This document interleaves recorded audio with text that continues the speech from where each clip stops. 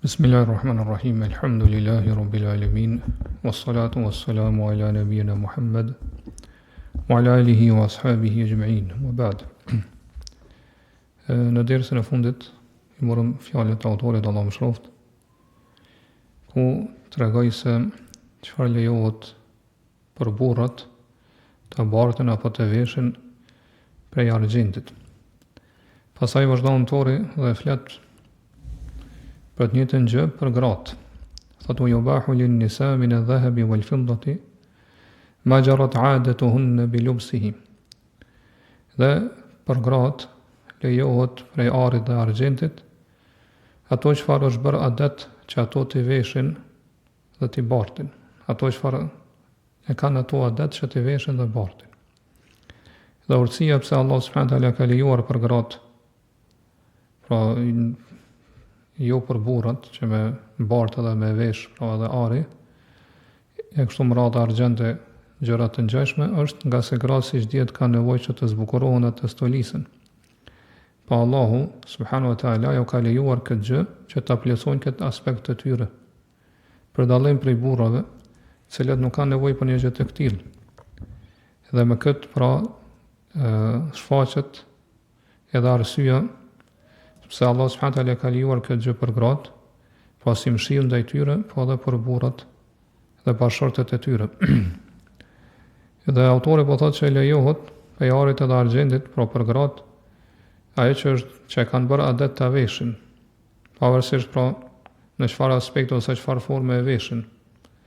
A është diçka që vendoset mbi kokë, apo në dorë, apo në krahror, apo në qafë, në fyt pra, apo në vesh, apo në këmbë kështu me radhë. Dhe pavarësisht ta është sasi e shumtë apo e paktë. Mirë po me kurse që kjo të mos dalë prej zakonit, prej traditës së vendit. Dhe dietarët Allah mëshiroft e kanë kurzu këtë gjë, pra kanë kurzu që mos të dalë prej zakonit dhe adetit, ka se çdo gjë që del jashtë zakonit llogaritet israf, pra llogaritet teprim.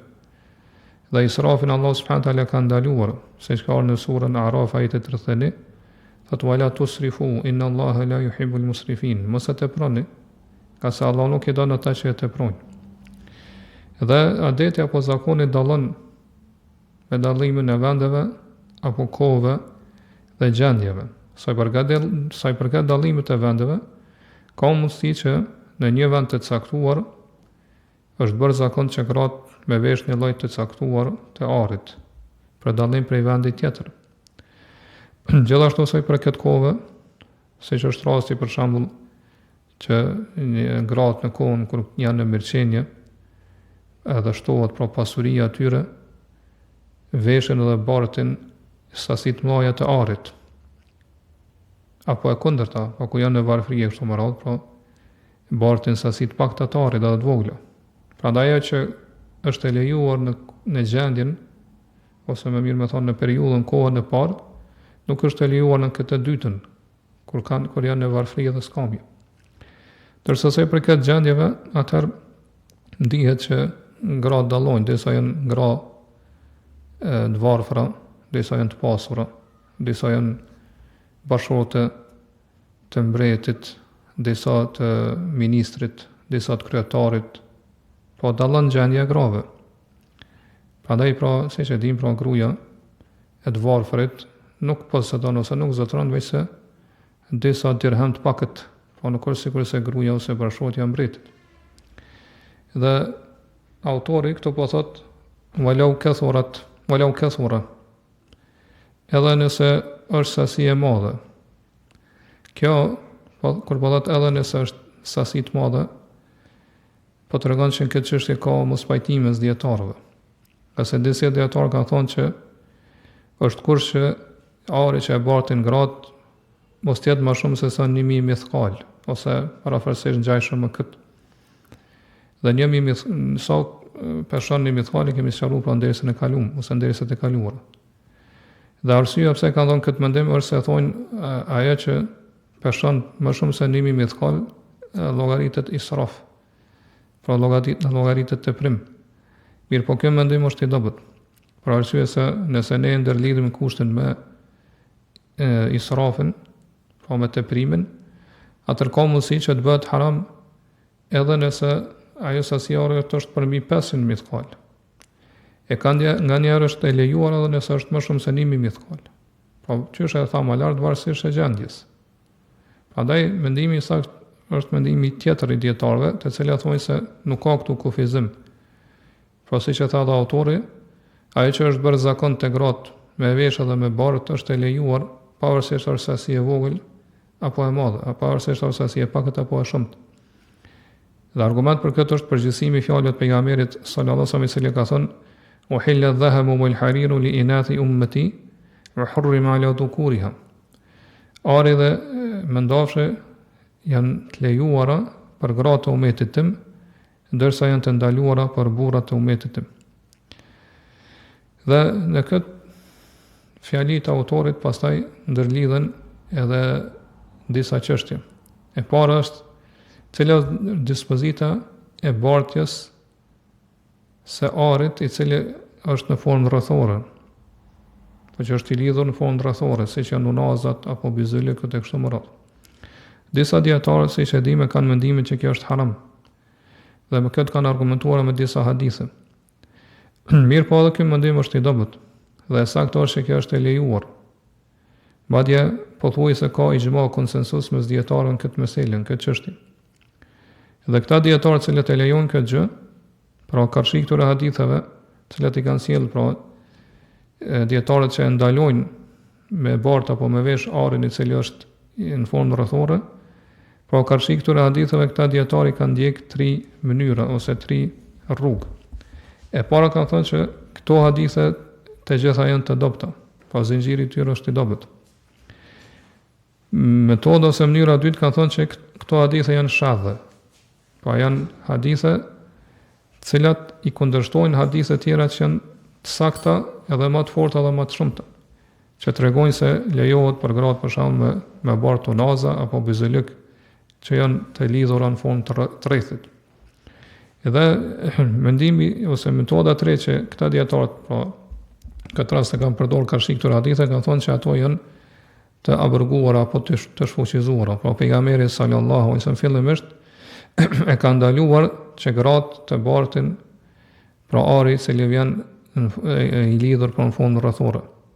Pastaj pejgamberi sallallahu alaihi wasallam e ka leju këtë gjë. Dhe dietari i madh Sheikh Ibn Bazi Allahu më sharoft e ka shkruar në libër rreth kësaj çështje dhe ju ka kundërpërgjigjur atyre që e ndalojnë të bartin pra gratë ari i cili është formë rrethore. Po i formë rrethore pra i lidhur në formë të rrethit. Gjashëm ka shkruar në këtë çështje dhe dietari tjetër i njohur Ismail al-Ansari, Allahu më sharoft të gjithë. Çështja e dytë është që e përmend autori i Radul Murbi, që ka thënë se lejohet për burrat edhe gratë që të zbukurohen stolisen me gjevahir, edhe ngjajshëm me ta siç janë diamantët. Dërsa është e papëlqyeshme që të bartin unaz, pra si për burra si për gra është e papëlqyeshme që të bartin unaza që janë prej hekuri, apo prej bronzit, apo prej bakrit dhe plumbit. Dhe kur ky autor thotë që lejohet për burra dhe gra, argument për lejesën këtu e kemi përgjithësimin që ka ardhur në fjalët e Allahut subhanahu wa taala që ka thënë: "Huwa alladhi khalaqa lakum ma fil ardi jami'an." Allah është ai i cili për juve ka krijuar çdo gjë që është në tokë. Pra që kjo për juve në gjuhën arabe që kjo loja që ka ardhur lakum për juve është për të treguar arsyen edhe shkakun pse ka lejuar Allah subhanahu wa taala. Pra që ajeti të shpjegohet dhe interpretohet në këtë mënyrë është më përsore, se sa më thënë që kjo lami është që tregon lejesën. Pra ka krijuar për juve, ka lejuar për juve. Mirpo Allah po thotë ka krijuar për hir të juve, për shkak të juve çdo gjë që është në tokë. Pra nëse Allah subhanahu wa taala e ka krijuar për hir tonë, atëherë patjetër që është edhe lejuar për neve. Po kjo arsyetimi apo tregimi shpjegimi i arsyes pse i ka lejuar Allah subhanahu wa taala këto për neve tregon edhe njëkohësisht edhe lejesë. Edhe gjithashtu për kësaj përfitohet që Allah subhanahu wa taala ka pas mëshirë ndaj nesh ose ndaj krijesave, ndaj njerëzve, pa që për ta ka krijuar të gjitha dobitë që janë në tokë. Mirë po në disa raste, për shembull, në ajetin 8 surës Bakara, që ka ajetin 279, kur Allahu pra i urdhon besimtarët që me heq dorë prej kamatës, thot: "Wa in tubtum falakum ru'usu amwalikum", nëse pendoheni për kamatën e kaluar, atëherë juve ju takon, ose për juve është kapitali fillestar. Po në këtë rast, kjo për juve tregon lejes, pa kur farë dyshimi, pra që Allah subhanahu wa taala po thot që është e lejuar për juve me marr pa me vazhdu me marrë dhe me përdor po kapitalin fillestar që e keni pas. Sidoqoftë kur autori po thotë që lejohet për burrat edhe gratë pra që të zbukurohen me xhavahir e kështu me radhë, sa i përket burrave kjo është e kurzuar që të mos zbukurohen me gjëra që i përngjajnë grave. Për arsye se burrat e kanë të ndaluar, pra kanë haram që të imitojnë aty përngjasojnë grave. Dërsa meselja tjetër kur po thotë që e kanë të urryar pra si burrat edhe gratë që të bartën në naza për hekur e kështu me radhë, për këtë çështje ka mos pajtime mes dietarëve. Disa dietarë lejojnë këtë gjë. Ka se pejgamberi sallallahu alaihi wasallam i tha atij sahabiut i cili pra dëshiroi me martu një grua, tha iltamis walau khataman min hadid. Kërko për si mehr për të, pra si dhuratë e martesës, kërko qoftë edhe një unaz prej hekuri. Edhe kjo hadith është në dy sahihat, pra dhe Buhariu dhe Muslimi. Dërsa disa dietarë, siç e pam, thonë që kjo është e papëlqyeshme, ka se ka ardhur një burr të pejgamberit sallallahu alajhi wasallam dhe ka pas në dorën e tij një unaz prej bronzit. Dhe pejgamberi sallallahu alajhi wasallam ka thënë mali ejidu fika riha al-asnam fatarahu, thotë ç'është me ty që po e ndjej prej te aromën e idhujve. Edhe thot ai pasaj ka hedhur unazën. Thumma jahu alayhi khatamun min hadid, pasaj thot erdhë dhe e kishte një unaz prej hekurit. Dhe pejgamberi i tha mali yara alayka hilyata ahli an-nar fatarahu, pasaj tha ç'është me ty që po shoh që ki stoli të banorëve të zjarrit. Po banorët e zjarrit është për shëllim jo besimtarë, nga sa ata janë banorë të zjarrit. Thot edhe ç'është ka thënë Khatabi Allahu më shoft. Edhe në këtë rast po thot ai e ka hedhur. Mirë po dietarët e mendimit të parë po i kanë kundërpërgjigj argumentimet me këtë hadith, duke thënë se hadithi është i dobët. Pra është i dobët njëkohësisht është shadh. Pra shadh siç e pa më lart është hadithi i cili kundërshton ato hadithe që janë më të forta, ose transmetuesi janë më të fortë, më besnik. Dhe pa dyshim që hadithi që është të dy sahihat këtë rast është më i fortë. A transmetuesi janë më besnik. Pa që pejgamberi sa më tha, kërko për dhuratë martesës, qoftë edhe, pra me Allahun asaj gruas qoftë edhe në unaz prej arit, prej hekurit. Po kjo hadith edhe sa i përket zinxhirit e tij, edhe sa i përket tekstit të tij është diskutabil. Dhe është e mirë njohur te dietarët e hadithit që hadithi nuk është argument përderisa nuk është i pastër prej asaj që quhet shudhudh, pra që është sqaruar më lart, pra që hadithi mos me kundërshtu hadithet që janë më të saktë asaj, ose transmetuesi mos me kundërshtu transmetuesi janë më të fortë asaj, më besnik. Dhe gjithashtu duhet të jetë i pastër edhe prej asaj që quhet illa qadiha, pra illa një shkak e arsye që është e fshehtë. Edhe që tregon pra për dobësinë e hadithit, pra hadithi ke zinxhirit i mundet me kanë sakt, mirë po me pas një smundje, një hilet të fshehtë, që vetëm dietarët të mëdhtë haditheve si kashin Darekutni dhe të tjerët që merren me çto hiletet, smundjet e hadithit, arrin përfundim që hadithi megjithatë është i dobët. Edhe pse pra zinxhiri i ketë ndukje në jashtë është i saktë. Prandaj ndërsa në anën tjetër edhe nëse themi se hadithi është i saktë, edhe e marrëm për argument, atëherë i bie që është haram, pra nuk është vetëm makruh, mirë po është haram që me bërë unaz të hekurit. Për arsye se mos stolisë dhe mos zbukuru me stolitë banorëve zjarrit, kjo nuk lejohet. Mirë po këta dietarë janë përgjigj, edhe kanë thënë që na nuk po e themi pra në mënyrë të prerë që është haram, për arsye se ne nuk e themi gjithashtu në mënyrë të prerë që hadithi është i saktë, po siç e thamë hadithi është diskutabil. Mirë po themi, pra më sigurt themi që është makruh, pra që është e papëlqyeshme. Dhe disa dietarë të fikut edhe të hadithit e kanë një rregull në parim që e përdorin këtë rast, ose në rastin e ngjashëm me këto, thonë që hadithi nëse nuk është i refuzuar komplet, atëherë ai na sjell dilemë ose na sjell me dyshje. Edhe kur na sjell me dyshim, atëherë është mes një pozicion mes dy pozicioneve. Pra nëse është urdhën që ka ardhur në hadith, atëherë është mes obligueshmërisë edhe lirimit apo pastrimit për përgjegjësisë për Allah. Prandaj ky urdhë që ka ardhur në këtë hadith është tregon pëlqyeshmëri, po nuk tregon obligueshmëri. Nëse hadithi tregon për ndalesë, atëherë kjo është mes haramit edhe lejesës. Kështu që pozicioni në këtë rast i hadithit është që tregon se kjo çështje është mekruh. Dhe kjo rregull merret prej fjalës të pejgamberit sallallahu alaihi wasallam, se ka thonë da ma yaribuk ila ma la yaribuk. Le ato që të sjell dyshime dhe merr atë që nuk sjell dyshime ose vepraja që nuk sjell dyshime. Sidoqoftë, mendimi i saktë në meselë është se lejohet si për burrat dhe si për gratë që zbukurohen qoftë me hekur apo me metale tjera, dhe nuk ka kurfar ndalese dhe nuk është e urryer, përderisa po për burra nuk është ari, siç e kemi sqaruar deri tash. Pastaj vazhdon autori thotë wala zakata fi hulihima al-mu'add lil-isti'mal aw al-'ariya. Nuk e kanë obligim me dhënë zakatin si burrat edhe gratë për stolit që cilat i kanë destinuar për përdorim apo për huazim. Mirë po, që shkëra me po me poshtë, kur po thot pra nuk ka zakat për ta, me kusht që me qenë përdorimi tyre i lejuar. Ka sa autori në fund të fjalisë thot, nëse përdorimi tyre është i ndaluar haram, atëherë është obligim zakati. Po pe kësaj be kuptojna se zakati i bijuterive apo i stolive bie me dy kushte. Para që përdorimi i tyre të jetë i lejuar, dhe kushti i dytë që të jetë i përgatitur apo i destinuar për përdorim apo për huazim.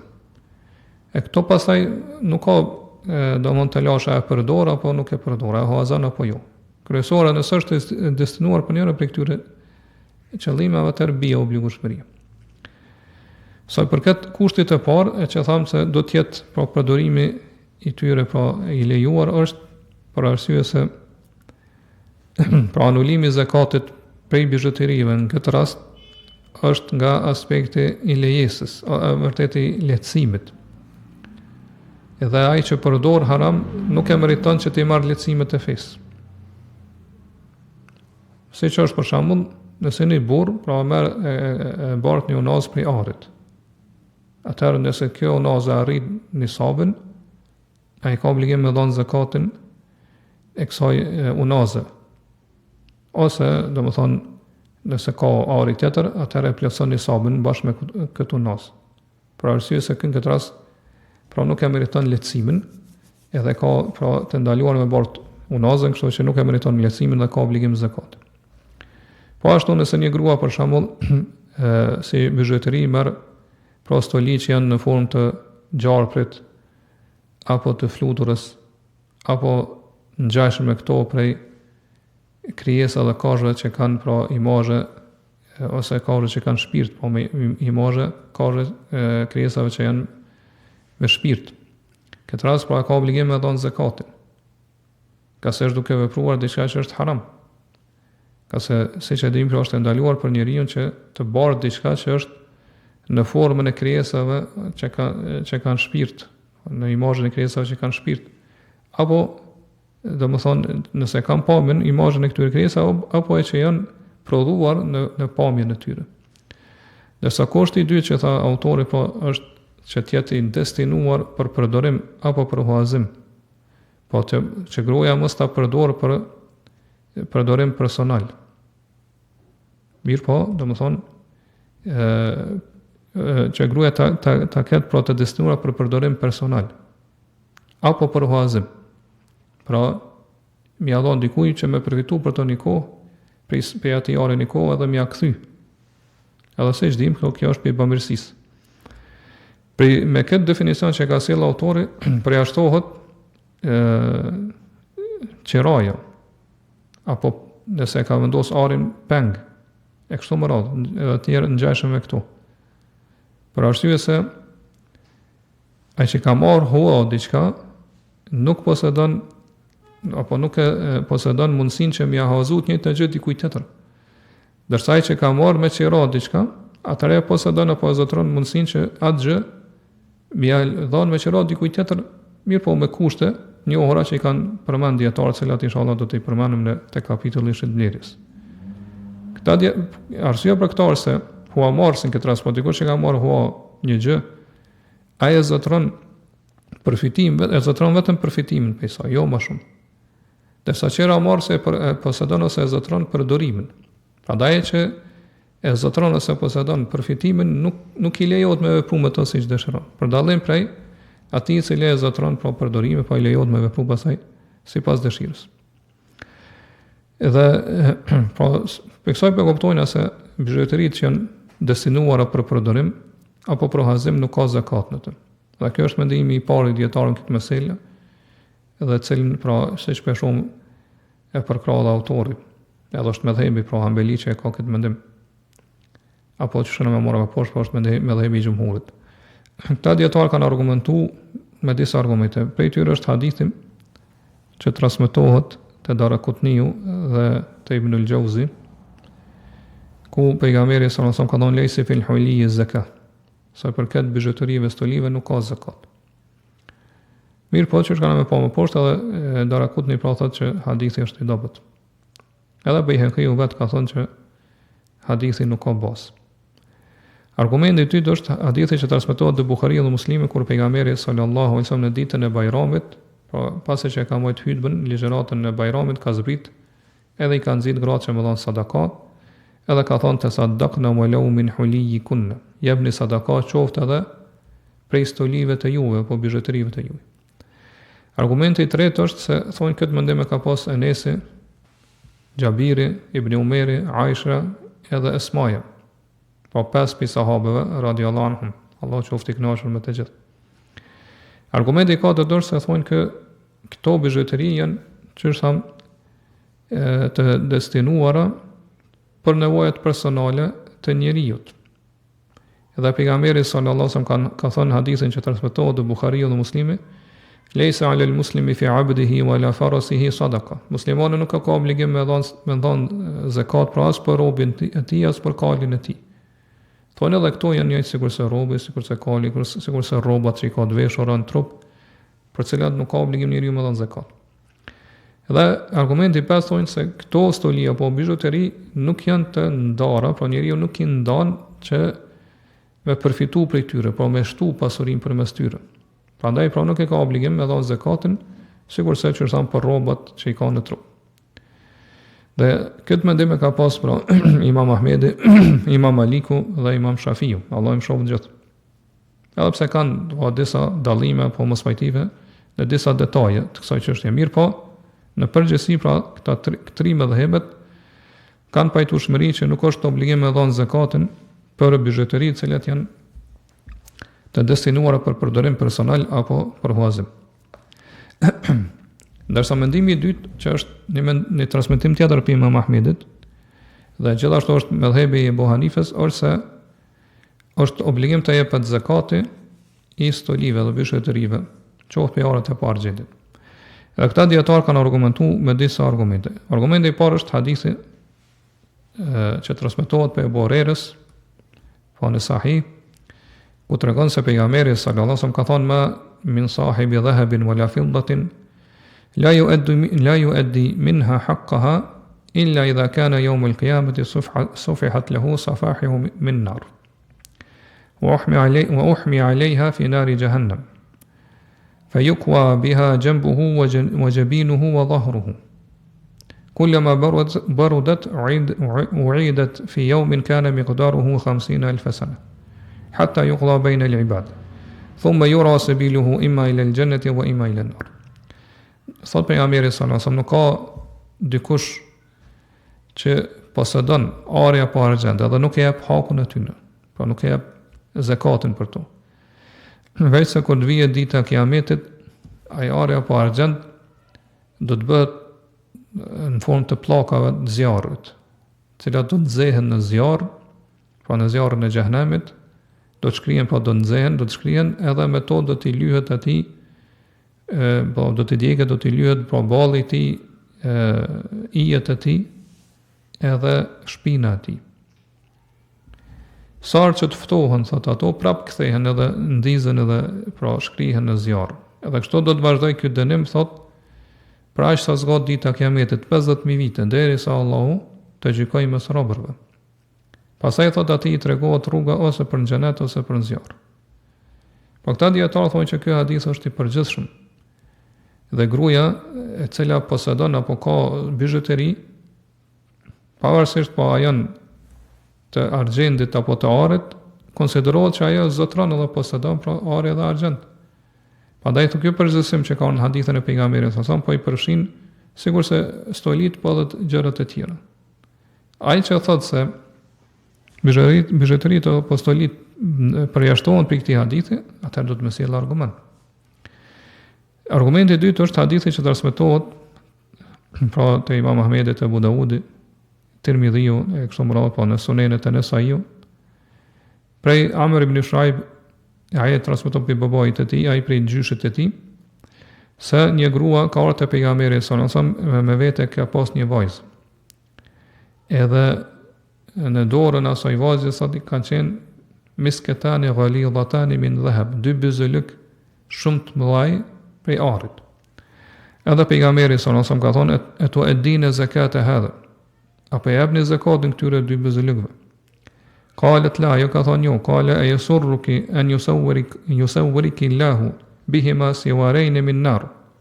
Tota a ki qef që Allah, a dëshiron që Allah në ditën e Kiametit pra në vend këtyre dy byzëlykëve me të zavendësuar me dy byzëlyk prej zjarrit.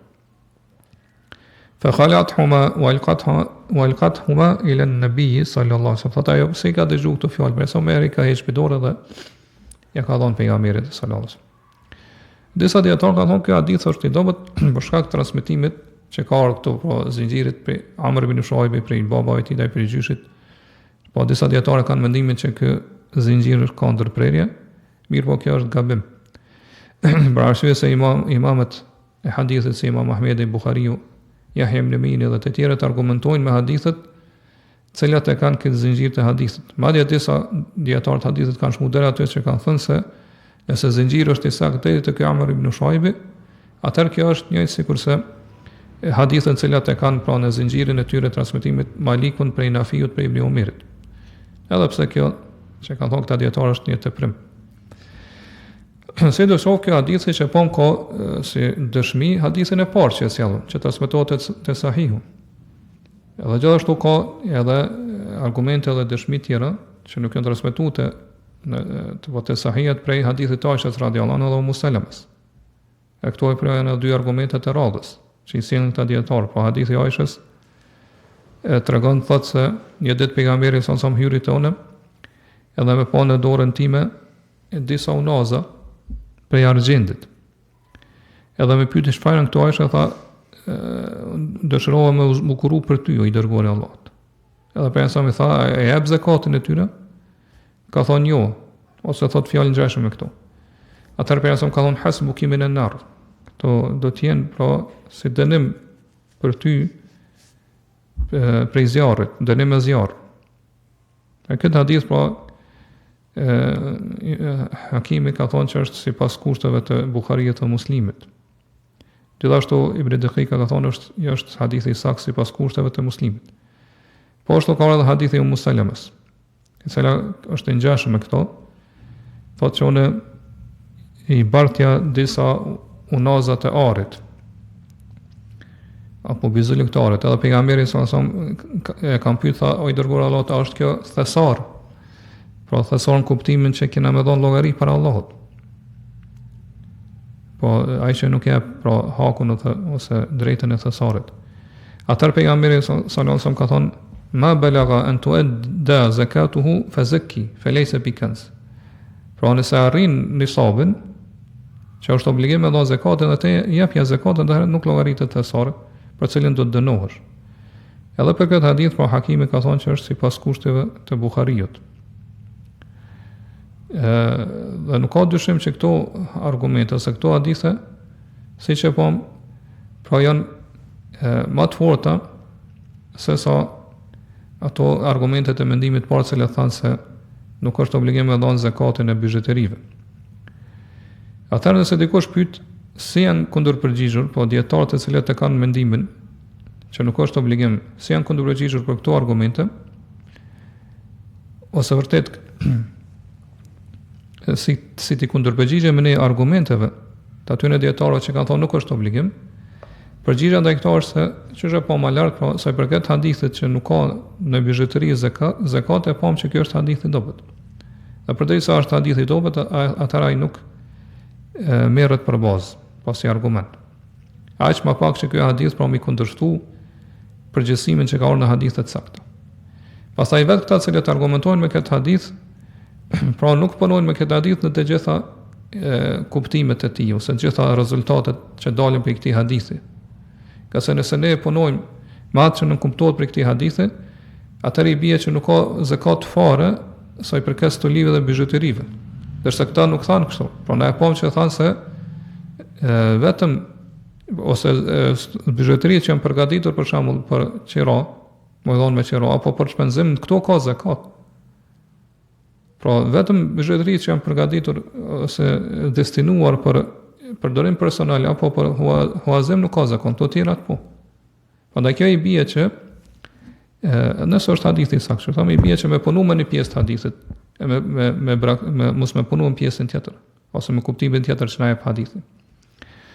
Ndërsa sa i përket fjalëve të pejgamberit sa që u tha grave në ditën e Bajramit, jepni sadaka qoftë edhe prej stolive të juaja, bizhuterive të juaja, kjo prapë nuk kemi argument këtu. Por nuk ka argument që nuk është obligim me dhënë zakatin e bizhuterive. Për arsye se kjo është sikur mi thon dikujt i cili ka përgatitur një pasuri për me shpenzu për veten dhe familjen e tij, edhe ajo pasuri ka arrit nisabin. I themi që jep sadaka pe kësaj pasurie që ka përgatitur për shpenzim. Kjo nuk tregon domethënë që ai nuk e ka obligim me dhënë zakatin e kësaj pasurie. Ndërsa sa i përket transmetimeve që kanë ardhur prej 5 sahabëve, që i tha më larg, këto nuk mund të rezistojnë apo të kundërshtojnë përgjithësimeve që haditheve sakta që kanë ardhur prej pejgamberit sallallahu alaihi wasallam. Sidomos për faktin që shyshe pam për këtë çështje kemi një argument veçantë që flet këtë temë, pra që ishte hadithi i asoj gruas me vajzën e saj.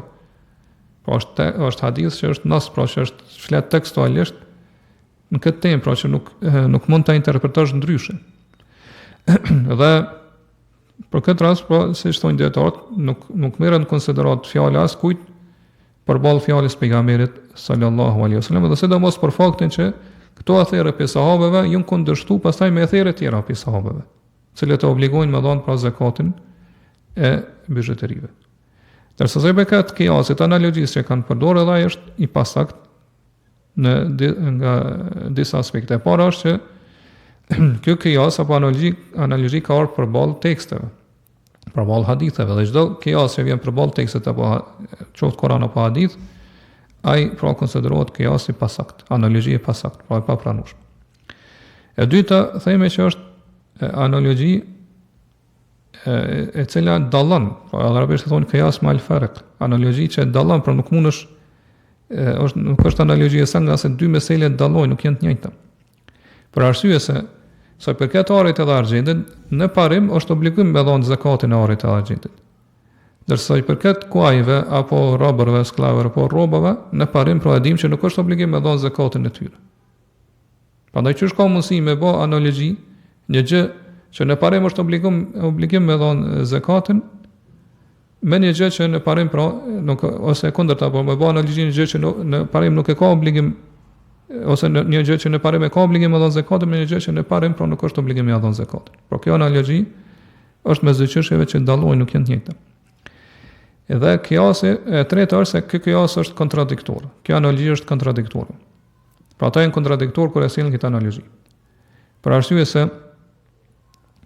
nëse njeriu ka një skllav, një rob, edhe e jep me qira, atëherë nuk ka zakat në të. Gjithashtu nëse ka kuaj edhe jep me qira, nuk ka zakat në të. Nëse ka bizhuteri edhe jep me qira, këto po thonë që ka zakat. Po bëjnë në vetë analogjin, po janë kontradiktor.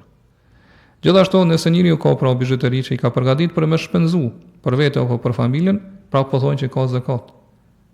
Mirë po nëse ka për shembull orendi, mobilja e tjera që i ka përgatitur për me shpenzu, pra me shit, kësar ka nevojë që me shpenzu për familje, atëherë nuk ka zakat. Pra për që është kejasa në analogjin në cilën ka kontradikt në vetë kejasa në analogjin. Pa gjithashtu pra nëse njeriu ka rroba, cilat i ka destinu për mi përdorë, mirë pa bëhen e bën jetë mishit, me bë tregtime të, atëherë nuk ka zakat, sipas mëthebit, për dallim prej bizheti dhe stolive. Prandaj pa bazë këtyre që i tham, për shohim që kejasa analogjia nuk është e saktë. Edhe është e çuditshme këta cilët e kanë këtë mendim që për shembull nuk e bojnë obligim zakatin për bizhetitë e gruas që i ka përgatitur gruaja mos zbukuru me to mos stolis. Edhe pse kjo hyn te luksi. Po të çështjet që janë plotësim i çështjeve të dunjos, të luksi. Dërsa në anën tjetër e bojnë obligim zakatin për bizhuterinë e një gruaje të varfër që e ka destinuar pasurinë e saj për shpenzim.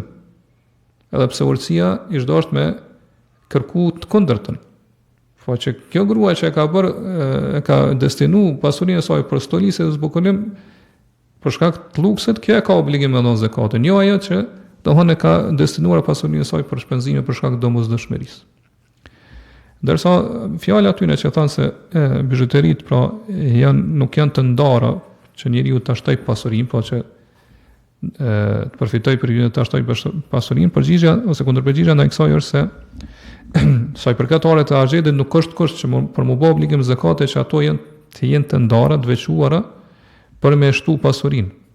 Argument për këtë është se nëse njeriu ka për shembull monedha, të orët edhe atë argjendit, ose dohon edhe tash monedha të letrës si përdorim ne. Edhe pra ai i ruan ato, nuk i shet, as nuk i përdor, pra as nuk blen me to, as nuk shet, as nuk i shet vetë ato, mirë po i ka ndaqë me ushqy prej tyre. Po mi përdor apo dohon i ka ndaj i ruan që mu martu, apo me ble shtëpi, për shembull, mos një kohë. E kështu më radh, atëherë çu që kemi thënë më herë, këtu e ka obligim me dhënë zakatin e tyre. Nëse arrin nisabin, kuptohet. Mirë, ta dietarët mendimit parë si u kanë kundërpërgjigj argumenteve të dietarëve të mendimit dytë, që thonë se është obligim me dhënë pra zakatin e bizhuterive. Sa i përket kësaj mundum, po fillimisht më thonë se sa i përket hadithit që tha për jasëm nuk ka dikush i cili zotron ose posedon vërtet ari dhe argjend, çuçi pa hadithin deri në fund, ka thonë kë argumentimi juaj me këtë hadith, po që po thuni se është tregon përgjithësim, kjo kundërshton hadithi tjetër e pejgamberit sa i cili ka thonë fi riqati rubul ushr, sa i përket riqas është obligim pra 2.5% që jemi shpjeguar më herët. Dhe këta dietar ka thonë që kjo fjala që përdor hadith riqa është fjala për argjendin i cili është prodhuar në formë të monedhave. I cili është përgatitur, është prodhuar në formë të monedhave, jo argjendin përgjithësi. Ka se Allah subhanahu wa taala ka thonë për shembull surën Kaf, fab'athu ahadakum biwariqikum hadhihi ila al-Madina. Dërgoni pra ata djalmoshat që kanë qenë shpellë, ka thonë dërgoni njërin për juve me këtë monedhë të argjendit deri në qytet me bledh diçka. Po warik është për qëllim monedha sipas tyre. Prandaj thotë edhe kjo përgjithësimi që ka në fjalët e përgjithshme që nuk ka dikush i cili posedon ari dhe argjend, është për qëllim pra për arin i cili është formë të monedhave apo argjendin që është formë të monedhave, jo arin e argjendin përgjithësi. Mirë, përgjigjja ndaj këtij argumentimit e tyre bëhet në dy pika. E para është se ne nuk e pranojmë që qëllimi me që të rikën është për qëllim pra monedha e prodhuar e argjendit. Për arsye se Ibn Hazmi Allahu mëshiroft ka thënë që fjala rika përdoret për argjendin përgjithësi. Pavarësisht ta prodhon në formë monedhave apo jo. Prandaj nëse themi se Ibn Hazmi është argument sa i përket gjuhës, atëherë kjo çështje është shumë e qartë. Nëse themi që Ibn Hazmi nuk është argument sa i përket pra gjuhës arabe, atëherë kemi argumente për haditheve të pejgamberit, i cili ka thonë fi riqati fi 200 dirham rubul ashr. Sa i përket argjendit, atëherë në 200 dirham është obligim në 2.5%, pra 1/4 të 10-s. Po të se përket argjendit, pastaj pe specifikon për njësë. Ose çuçi kemi marrë më herët, ka thonë lejse fi ma duna 5 awaqin min al-wariq sadaqa.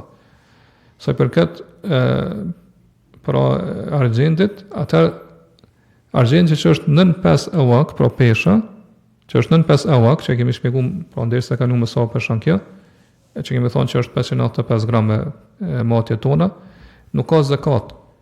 Pra kjo me kuptojnë që për nësëm këto po e merr për bazë dhe në konsiderat peshën, argjendin, pra në përgjithësi, jo vetëm ato që janë monedha.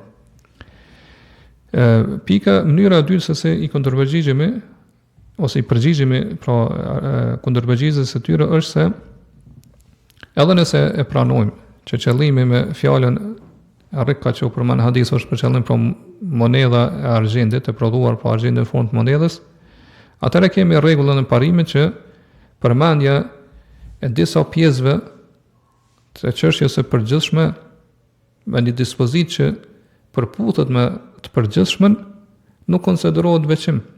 Po pse po përmenden këto monedhat, dohon këtë hadithën që e lexuam më lart, pse po përmenden monedhat që janë pjesë të përgjithshme, pjesë të argjendit në përgjithësi, po përmenden me këtë dispozit, po nuk tregojnë që dohon dispozita është veçantë vetëm për monedha.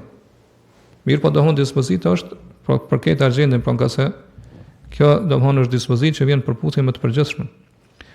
Për shembull, nëse i themi dikujt nderoj studentët apo nxënësit, pastaj i themi nderoj Muhamedit, edhe ai është pi studentëve. A tregon kjo që me këtë kemi përgjithësu, e kemi veçuar përgjithësimin e urdhit nderoj studentët apo jo? Përgjigjja është se nuk tregon veçim. Po në këtë rast do të më nderu të gjithë studentët apo nxënësat, mirë po Muhamedin për shembull, si person aty që është, dohon ai ka një nderim më të veçantë. Dërsa sa i përket hadithit të asoj gruas me vajzën e saj, ta dietarët cilët pra të mendimit të parë thonë se pra i kundërpërgjigjen thonë se argumentimi me të nuk është i saktë nga dy aspekte, nuk është i drejtë nga dy aspekte. E para është se thonë na nuk e dim ato dy bizulyk që i kanë pas, pra që i ka pas ajo vajza e kanë arrit nisabin apo jo. Dërsa ju thuani që nisabi, pra zakati nuk është obligim përveç nëse arrin nisabin, qoftë edhe për stoli, pra, për bizhuteri.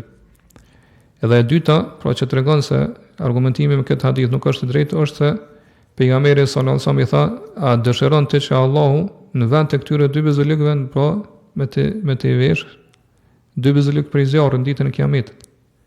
Thonë çu ka mundsi që pejgamberi ja thon këtë kërcënim përderisa e ka qenë e padijshme. Dhe i padituri, pra nuk kërcënohet, ai arsyetohet dhe justifikohet. Mirë po, dietarët e mendimit tjetër, pra ju kanë kundërpërgjigjur në këtë rast, kësaj kundërpërgjigje në disa mënyra. E para është mendimi ose shpjegimi përgjigja që ka thonë Sufjan e Thauriu, Allahu mëshiroft. Ka thonë qëllimi është që thonë nuk e dina ka rrit nisabin apo jo. Po kësaj ju kanë përgjigjur në disa mënyra. E para është që ka thonë se domethënë qëllimi ka qenë që mi bë bashkë këto dy bizulik me pjesën tjetër të arrit që e kanë pas edhe me plotësu nisabin. Po që kur bëhen bashkë, pra arrin nisabin edhe e ka obligim zakatin. Në mendimin e dietarëve që kanë mendimin po që është obligim me dhon zakatin në bizhuterive, thonë se ose një përgjigje thonë se ne e bëjmë obligim me dhon zakatin në bizhuterive pavarësisht të arrin nisabin apo jo. Për shkak se kështu ka ardhur pra hadithi dhe kuptimin e jashtëm të tij. Dhe përgjigjja e tretë thonë se ç'është po më lart, po në disa hadithe ka ardhur që këto kanë qenë dy bizulik shumë të mëdha. Këta dy bizulik shumë të mëdha pra zakonisht arrin nisabin.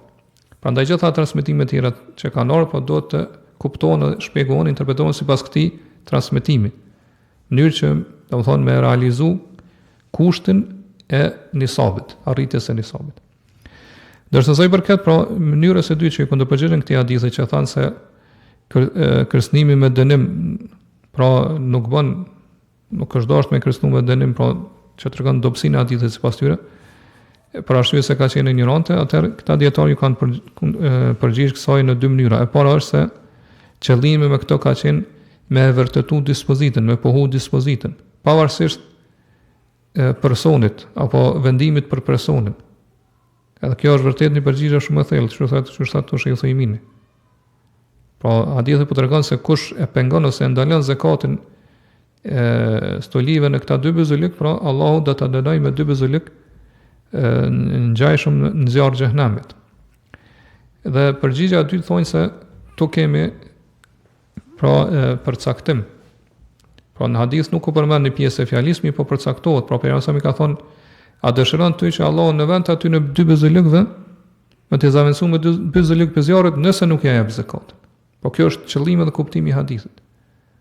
Prandaj hadithi është përcaktohet në këtë mënyrë sipas një kushti që është i njohur në shariat, pra që nëse nuk jep zakatin atëherë ti e meriton këtë dënim. Pra kërcënimi është vetëm për ata që nuk e dhojnë zakatin, ndërsa për ata që e dhojnë zakatin, pra nuk ka kërcënim për ta. Dhe sa i përket përgjigjes së parë që thamë që qëllimi është me vërtetuar ose me pohu dispozitën pavarësisht pra personit apo individit, pra vendimit për të, kjo është një rregull shumë e dobishme. Dhe për shembujve tjerë që mundum mi përmend këto rreth kësaj rregulle dobishme është se një ditë pejgamberi sallallahu alaihi wasallam ka kaluar për dy burrave që kanë qenë aty në Beqi, pra te varrezat e Beqis, edhe njëri prej tyre i ka bërë hijame tjetrit. Edhe pejgamberi sallallahu alaihi wasallam këtë rast ka thonë aftara al-hajim wal mahjum. Edhe ai që po bën hijamin atij që po i bëhet hijami e kanë prish agjërimin. Këta dy persona prishën agjërimin. Ibn al-Qayyim Allahu më shoh thot, ja kam përmend këtë hadith Sheikhul Islamit Ibn Taymiyes rahimullahu Allahu më shroft, edhe i kam thonë qysh pse themi ne që ignoranti nuk i prishet agjërimi nëse nuk e din dispozitën, pa që ajo gjëja prish agjërimin. Kurse këto pejgamberi sa po thotë që këta dy ju prish agjërimin. Edhe thotë Sheikhul Islami përgjigj në këtë mënyrë, pa që qëllimi me këtë hadith ka qenë pra me konfirmu ose me vërtetu dispozitën, pavarësisht gjendjes së këtyre dy personave, po individëve a kanë dija apo jo. E pastaj thotë kur vërtetohet edhe pohohet dispozita, atëherë shikojnë gjendjen e këtyre dy personave, edhe i zbatojnë mbi ta pra kushtet që i kërkon vendimi për ta, pra ka qenë ignorant apo jo kështu më radh. Dhe në realitet vërtet kjo është një dobi shumë, një rregull shumë e dobishme për kërkuesin e dijes, nga se feja nuk është feja e filanit apo alanit, mirë po është feja e gjithë umetit. Edhe tekstet pra nuk e kundërshtojnë njëra tjetrën. Edhe siç po e shohim kjo çështje, pra zakati i bizhuterive është një çështje për cilën ka shumë mos pajtimi mes dietarëve. Edhe sidomos pra këto mos pajtimi në shfaq kohëve të fundit. Ka se që përmend këtu Sheikhul Themini, pra njerëz në Arabinë Saudite atje e kanë njohur vetëm mëdhëbin Hanbeli të Imam Ahmedit.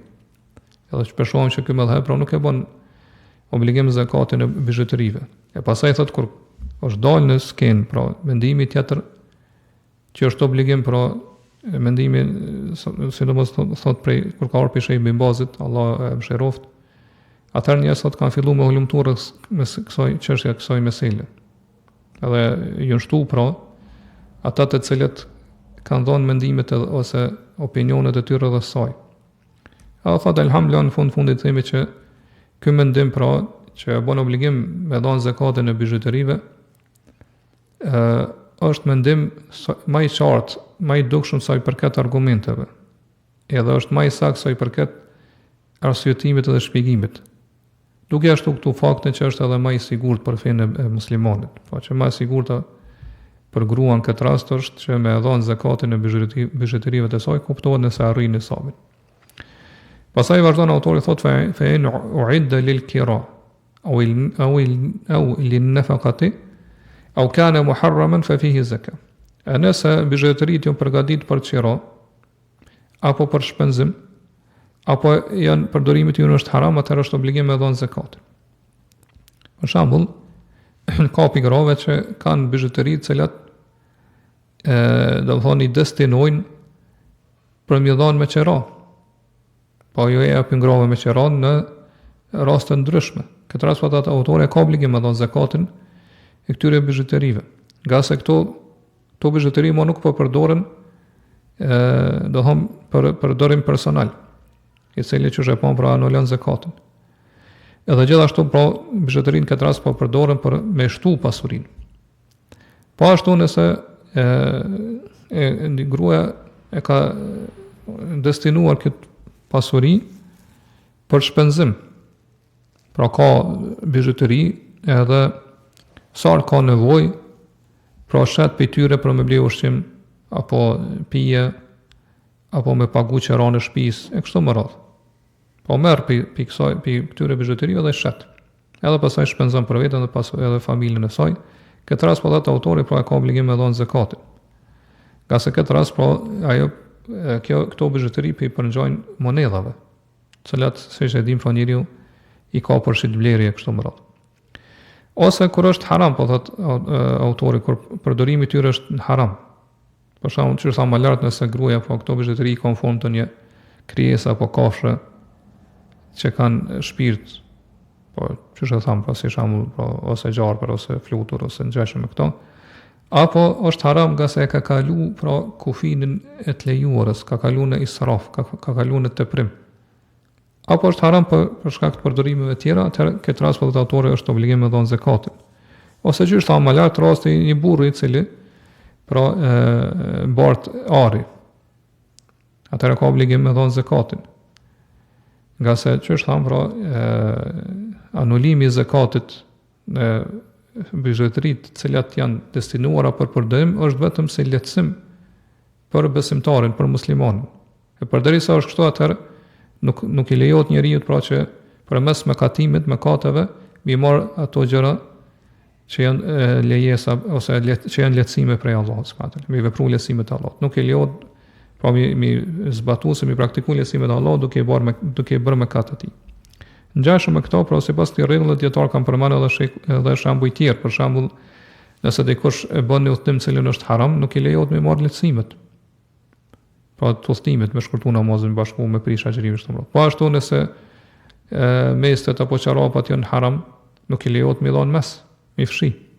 E kështu më radh, pra duke u bazuar në këtë rregull, pra që lehtësimet nuk arrihen përmes mëkateve. Mirë, po në këtë rast mëkatarit çfarë i themi, pendohet te Allahu, edhe nëse pendohet atëherë çështja kthehet në bazë, kthehet në origjinë.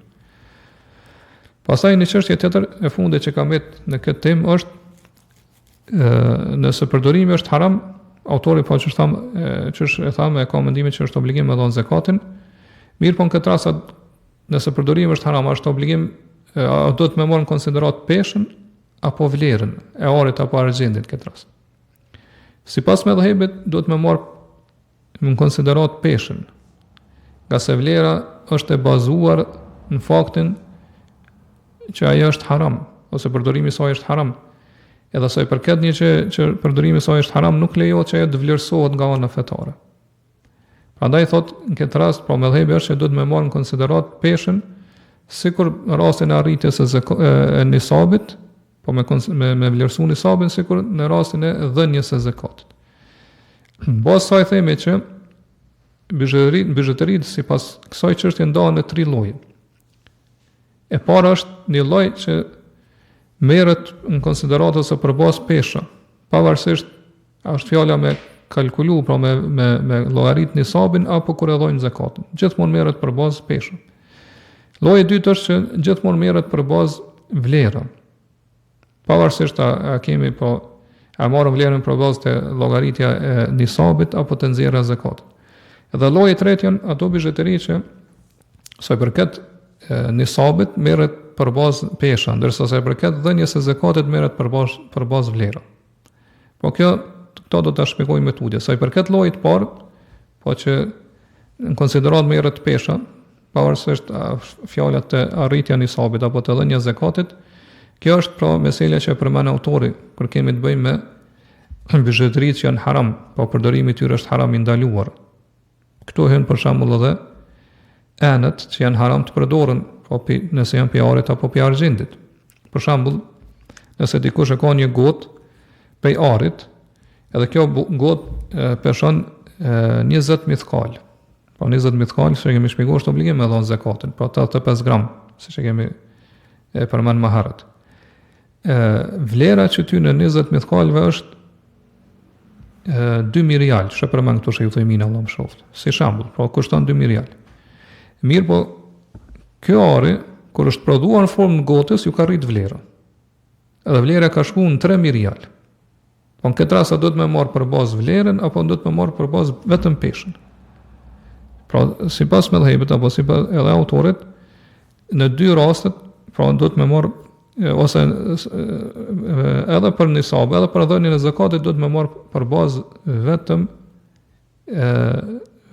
peshën e arit të pa prodhuar. Do të me marë për bazë peshën e arit pa prodhuar dhe vlerën e tij që vjen në formë të pa prodhuar. Po që nuk u prodhu si gotë. Qatë peshë dhe qatë vlerë do të me marë për bazë, ose në konsiderat. Dhe këta dietarë pra e shpjegojnë ose arsytojnë mendimin e tyre duke thënë se kjo vlera që ka shtesë karshi prodhimit ndaluar. Prandaj nuk merret për bazë, nuk merret në konsiderat fare. Ka se nëse ne e bëjmë obligim ose thotë nga se pra në këtë rast ai ka obligim me ndryshu formën e saj, me ndryshu prodhimin, jo me vazhdu me qenë gotë, nga se kjo është ndaluar përdorimi i saj. Prandaj thonë, nëse themi që është obligim me dhënë zakatin e kësaj vlere të shtuar që ka ardhur karshi prodhimit, atëherë kjo nënkupton që ne po e miratojmë prodhimin e një gjëje që është haram dhe kjo nuk lejohet. Mirë po shiju themin e kundërshton këtë mendim, thotë e saktë është te çështja të këtyre pra stolive apo bizhuterive që janë haram përdorimi i tyre, thotë do të më marr për bazë vlerën. Njëjtë sigurisht se të bizhuteritë që janë të lejuara. Mirë po që kjo vlera shtesë që ka në këtë rast, thotë, po që ka si karshi prodhimit të ndaluar, thotë që kjo vlerë vendoset në Beitul Mal, pra në buxhetin e shtetit. Merret, ndahet, pra vlerësohet dhe vendoset në buxhetin e shtetit. Sa i përket llojit të dytë, që e thamë është kur merret në konsiderata për bazë vlera, pavarësisht pra llogaritës së nisabit apo dhënies së zakatit, këto janë ato bizhueteri që janë destinuar për shitblerje, për tregti, që hinte mallra të tregtisë. Për shembull, një burr e bën biznes me bizhueteri, tare të argjendit. Edhe ka një bizhueteri e cila ka arrit peshën 10 mithkal. Po 10 mithkal nuk bëhet obligim zakati. Mirë po, pra nuk e arrin nisabin e zakatit të arit 10 mithkal. Mirë po vlera këtyre 10 mithkalve është 400 dirham. Këtë rast i themi që aja ka arrit nisabin sa i përket argjendit, kështu që e ka obligim pra me dhënë zakatin, nga se e ka arrit nisabin përmes vlerës. Edhe lloji i tretë ishte kur pra merret për bazë në konsiderat pesha vetëm në kalkulimin apo llogaritën e nisabit. Ndërsa sa i përket dhënies së zakatit, atëherë merret për bazë vlera. Kjo këtë rast shembull për to është pra ajo që e tham deri tash e bizhuteritë që janë të lejuara. Për shembull një grua ka bizhuteri pi arit që arrin peshën 20 mithkalve, pra arrin nisabin 85 gram edhe ka obligim zakatin. Edhe vlera atyre, pra vlera atyre kur është pa prodhuar si stoli është 2.000 rial. Mirë po vlera atyre që mas prodhimit si bizhueteri arrin 3.000 rial. Këtë rast gruaja ka obligim me dhënë zakatin e 3.000 rialve. Nga se në këtë rast këto e kemi një përshkrim, një cilësi që është e lejuar, pra që është bizhueteri që është halal ose e lejuar për dorimin e tyre, prandaj lejohet me vlerësu pra nga ana fetare. Edhe shembull tjetër është nëse një gruaj ka për shembull 15 mithkal. Edhe vlera atyre është 300 dirham. Këtë rast për gruaja nuk e ka obligim me dhënë zakatin e tyre, nga se nuk e ka arrit pra pesha atyre nuk e ka arrit nisabin. Dhe këto përfundon kjo temë, inshallah ndersën e ardhshëm do të vazhdojmë me temën e radhës, që është tema që flet për zakatin e mallrave të tregtisë. Dhe Allah subhanahu wa taala di më mirë, Allahu alem, Allahumma salli wa sallim ala nabina Muhammad wa ala alihi wa sahbihi ajma'in.